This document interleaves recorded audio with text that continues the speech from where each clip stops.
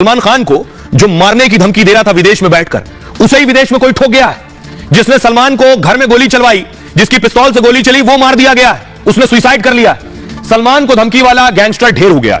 सलमान खान के घर पर पिछले दिनों गोली चली, हड़कंप मच गया। एकनाथ शिंदे भी इनके घर पहुंच गए और कहा कि ऐसे कोई आकर गोली चलाकर नहीं जा सकता। उसके बाद पुलिस ने इन्वेस्टिगेशन शुरू किया। अगली तस्वीर मैं आपको दिखा रहा हूं, ये आप देख रहे हैं गोल्डी बराड़, लॉरेंस का करीबी गोल्डी बराड़।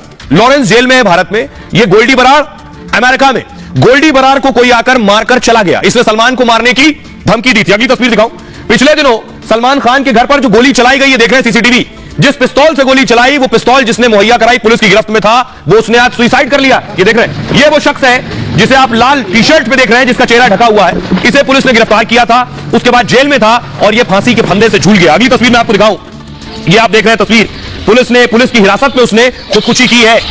दूसरी तरफ यानी सलमान से जुड़ा, सलमान पर गोली चलाने वाला यह शख्स जिसने खुदकुशी की। अगली तस्वीर मैं आपको दिखाऊं, सिद्धू मूसेवाला की हत्या जो हुई, उस मूसेवाला की हत्या की जिम्मेदारी भी गोल्डी बराड़ ने ही ली थी।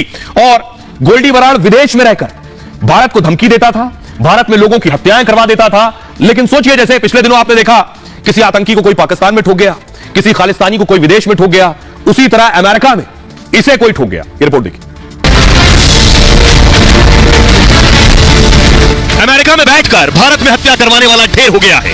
जिसने कभी सलमान को मारने की सौगंध ली थी, उस गोल्डी बराड़ का खुद काम तमाम हो गया है। जिसने पंजाब में सिद्धू मूसेवाला को बेरहमी से मरवाया था, उसे अमेरिका में ठोक दिया गया। मतलब देश का एक बड़ा दुश्मन साफ हो गया है। जो गोल्डी बराड़ खूंखार गैंगस्टर लॉरेंस बिश्नोई का राइट हैंड था और गैंगस्टर से खूंखार आतंकी बन गया था, भारत की पुलिस और एजेंसियों से बचने के लिए कनाडा अमेरिका में छिपता था, उसे अमेरिका में गोलियों से भून दिया गया। अब देखिए काम किसने किया ये नहीं पता, लेकिन यह तस्वीर आपको याद है, सिद्धू मूसेवाला की गाड़ी, पूरी गाड़ी गोलियों से छलनी थी।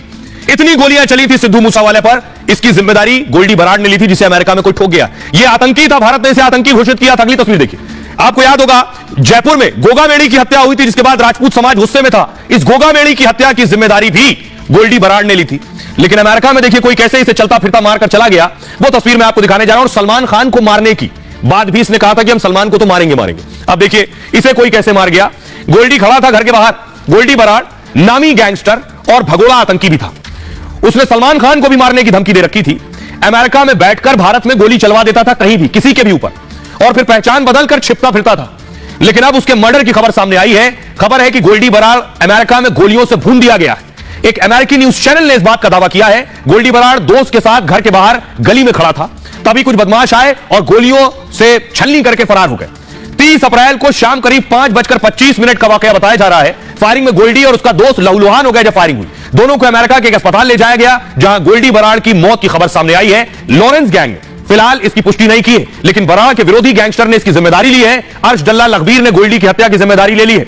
अमूमन कई बार ऐसे लोगों को मारने के लिए गैंग वॉर भी बड़े कामयाबी और सफल साबित होती है। कहा दुश्मनी के चलते हमने गोल्डी पर गोलियां चलवाई हैं। अब मैं आपको दिखाऊं कि सिर्फ गोल्डी बराड़ नहीं मारा गया। गोल्डी बराड़ ने सलमान को धमकी दी थी।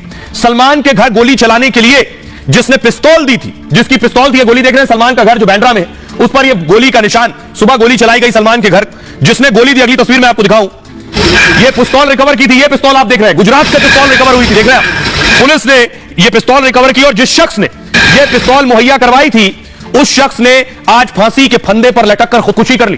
पुलिस कस्टडी में था, जेल में था, वो फांसी के फंदे से झूल गया।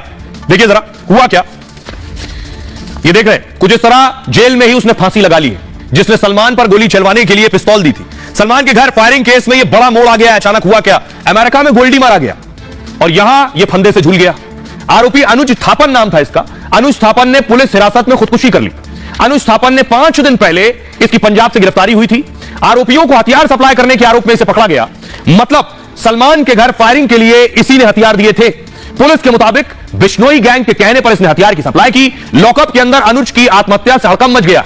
अनुज ने बिछाने, जो दरी बिछाई जाती है जिस पर कैदी लेटते हैं, बिछाने वाली दरी से फांसी का फंदा बना लिया जेल में, और फिर लॉकअप के अंदर बाथरूम में खुदकुशी कर ली और पुलिस उसे फौरन नजदीकी अस्पताल में लेकर गई। लेकिन तब तक अनुज थापन की मौत हो चुकी थी। 32 साल का अनुज पंजाब के फाजिल्का का रहने वाला था। पुलिस के मुताबिक अनुज थापन नामी अपराधी।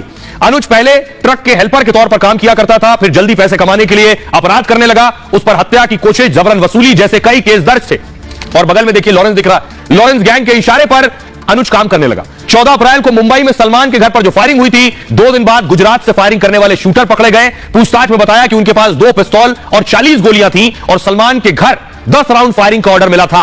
पुलिस अनुज थापन से भी इस मामले में पूछताछ लगातार कर रही थी। अब पता लगाया जा रहा है कि अनुज ने आखिर खुदकुशी क्यों की है। क्या उसे लॉरेंस गैंग के सीधे कनेक्शन सामने आने का डर था, या उसे कहा गया कि पकड़े जाने पर खुदकुशी कर लेना? क्या फिर गोल्डी बराड़ की जो हत्या हुई है अमेरिका में, उसका कनेक्शन अनुज से भी है क्या? सुनिए अनुज के परिवार के लोग क्या कह रहे हैं, उन्हें सुनिए।